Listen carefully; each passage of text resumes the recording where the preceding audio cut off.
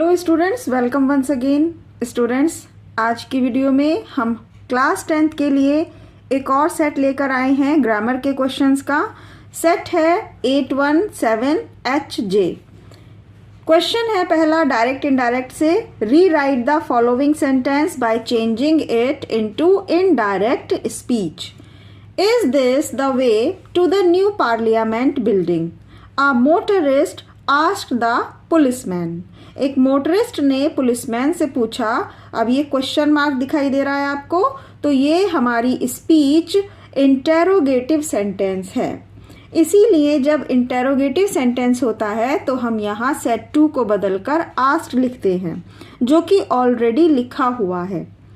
बस इस सेंटेंस में जो डिफरेंट चीज़ है वो है कि इसमें रिपोर्टिंग वर्ब पहले नहीं लिखी है, लास्ट में लिखी है। शुरुआत में स्पीच लिखी हुई है, तो इसमें हमें परेशान होने की कोई ज़रूरत नहीं है। जब हम आंसर लिखेंगे तो ये जो पार्ट है जो रिपोर्टिंग वर्ब कहलाता है, ये हम स्टार्टिंग में लिखेंगे और इसे लिखेंगे अ मोटरिस्ट आस्क्ड द पुलिसमैन। यहाँ हमने आस्क्ड पहले ही लिखा हुआ था, तो इसे ऐसे ही लिख लिया है, अ मोटरिस्ट आस्क्ड द पुलिसमैन। अब यहाँ पर ये देखिए कि स्पीच में स्टार्टिंग का जो शब्द है वो हेल्पिंग वर्ब है। हेल्पिंग वर्ब होने के कारण हम इन्वर्टेड कॉमा को हटाकर इफ़ का प्रयोग करेंगे। इफ़ दिस द वे, अब इसे दिस द वे इसे हम दैट से स्टार्ट करेंगे, क्योंकि इनडायरेक्ट बनाते समय दिस को दैट लिखते हैं और हेल्पिंग वर्ब सब्जेक्ट के बाद आएगी। इफ दैट वॉज, इज को अब हम पास्ट टेंस भी बनाएंगे, क्योंकि यहाँ पास्ट टेंस है, तो अब हम स्पीच में भी इज को पास्ट टेंस में बदल देंगे और दैट के बाद आ जाएगा was. That was the way to the new parliament building। Subject आएगा पहले और उसकी हेल्पिंग वर्ब सब्जेक्ट के बाद। साधारण सेंटेंस के रूप में हमें ये वाक्य लिखना होता है। आपने अभी तक जितने भी हमारे साथ सेट पढ़े होंगे उसमें ये बात हमने ज़रूर डिस्कस की गई है। और यहाँ आ जाएगा फुल स्टॉप। आई होप आपको ये समझ में आया होगा। तो चलते हैं नेक्स्ट सेंटेंस पे। नेक्स्ट है passive voice. Change the following sentence into passive voice. I know him well. ये सेंटेंस भी सिमिलर है जो लास्ट सेट में हमने ये पढ़ा था पैसिव वॉइस। उसमें भी एक इसी तरह का सेंटेंस आया था, केवल सब्जेक्ट डिफरेंट था। तो ये हमने डिस्कस किया था उसमें कि जब नो शब्द आता है तो हम बाय का प्रयोग नहीं करते, टू लिखते हैं। ऑब्जेक्ट है हिम, वर्ब के तुरंत बाद जो शब्द है ये है ऑब्जेक्ट। ऑब्जेक्ट को हम स्टार्टिंग में लिखेंगे, तो हिम को लिखेंगे ही। ही is known to me well। ये तो होगा इसका आंसर। अब ये समझ लीजिए कैसे है। हिम को लिखेंगे ही, और ही के कारण अब ये जो प्रेजेंट इंडेफिनिट टेंस हमें पता चल रहा है, ये सेंटेंस प्रेजेंट इंडेफिनिट में लिखा है।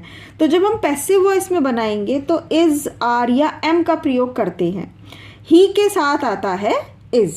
इसके बाद आ गई वर्ब की थर्ड फॉर्म।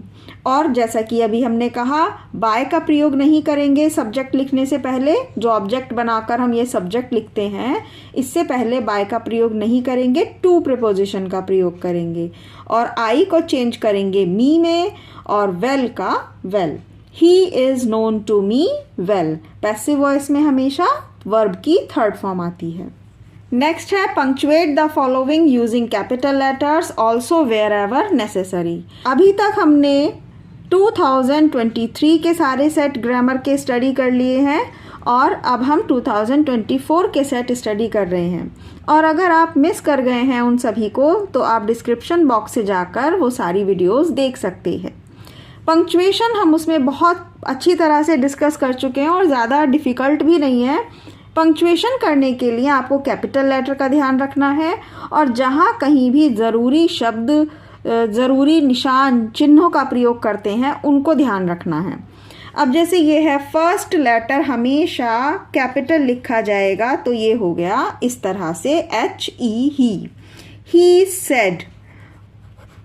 और लास्ट वीडियोज़ में हमने ये डिस्कस किया है कि जिस किसी वाक्य में सेड शब्द आता है तो हम कॉमा और इन्वर्टेड कॉमा का प्रयोग करते हैं। तो ऐसे ही सेड के बाद कॉमा और इन्वर्टेड कॉमा आ जाएगा, क्योंकि ये जो सेंटेंस है ये अब यहाँ प्रश्नवाचक पूछा जा रहा है। विल यू हेल्प मी और शैल आई आस्क समवन एल्स। तो इससे हमें पता चल रहा है कि ये सेंटेंस प्रश्नवाचक है, तो इसलिए हमने यहीं से कॉमा और इन्वर्टेड कॉमा लगाकर W को कैपिटल लिखा, विल बन गया, और इसके बाद पूरा सेंटेंस ऐसे के ऐसे ही आ जाएगा। विल यू हेल्प मी और शैल, आई कैपिटल लिखा जाएगा, आस्क समवन एल्स।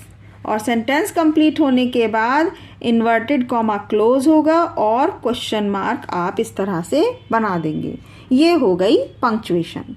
और प्लीज़ अगर आपको ये समझ में आ रहा है तो वीडियो को लाइक करना, और फर्स्ट टाइम इस चैनल पर स्टडी कर रहे हैं तो चैनल को सब्सक्राइब करना नहीं भूलिएगा।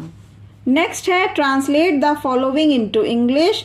इस तरह से आपको एक ट्रांसलेशन दी जाती है एग्ज़ाम में। यहाँ पर लिखा है, मुझे मेरा गांव बहुत पसंद है, यहाँ के लोगों में बड़ा अपनापन है। तो देख रहे हैं हम कि ज़्यादातर सेंटेंस प्रेजेंट टेंस से रिलेटेड हैं। मुझे मेरा गांव बहुत पसंद है, बहुत ही आसान सेंटेंस है। मुझे की इंग्लिश आएगी यहाँ आई इसलिए आएगी क्योंकि हम ये समझकर लिखेंगे कि मैं अपना गांव बहुत पसंद करता हूँ। प्रेजेंट इंडेफिनिट में इसे हम लिखेंगे। आई लाइक, मैं पसंद करता हूँ। I like my village, I like my village very much.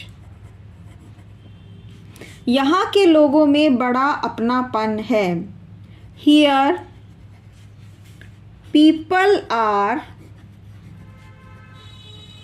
Very close to each other.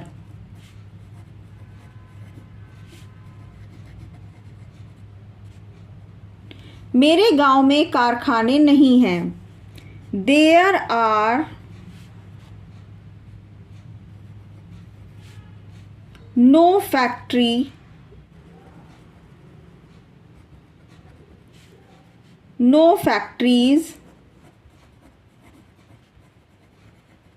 There are no factories in my village.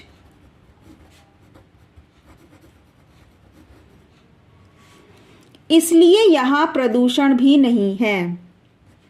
So there is no pollution. So there is no pollution. मुझे अपने गांव का मंदिर, फलों के बगीचे एवं हरे भरे खेत बहुत याद आते हैं। प्रेजेंट इंडेफिनिट टेंस है। मुझे याद आते हैं, इट मीन्स मैं याद करता हूँ। यहाँ पर इस सेंटेंस में याद आने के लिए 2-3 शब्द हैं। देखिए, अगर हम कहेंगे लर्न, तो ये कोई पढ़ने सीखने वाली बात नहीं है कि याद आते हैं तो लर्न हम लिखें, लर्न नहीं आएगा। मुझे याद आते हैं का मतलब मैं उन्हें बहुत मिस करता हूँ। तो I miss temple of my village,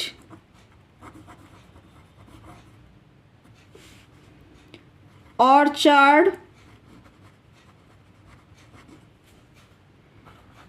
of fruits and हरे भरे खेत, green fields। Of my village आप यहाँ भी लिख सकते हैं।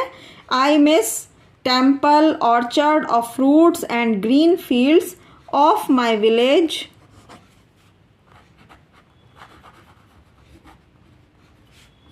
Very much. इसे आप यहाँ पर भी लिख सकते हैं और यहाँ लास्ट में भी लिख सकते हैं। I miss temple of my village orchard of fruits and green fields very much. I miss temple orchard of fruits and green fields of my village very much. इस तरह से ये आपकी ट्रांसलेशन कंप्लीट हो गई। आई होप स्टूडेंट्स आपने बहुत कुछ सीखा होगा आज इन कुछ सेंटेंसेस से अपने बोर्ड एग्ज़ाम के बारे में। तो प्लीज़ इस वीडियो को लाइक करना और चैनल को सब्सक्राइब करना नहीं भूलिएगा। Thank you so much. Hope for the best result in your board exam. मिलते हैं नेक्स्ट वीडियो में।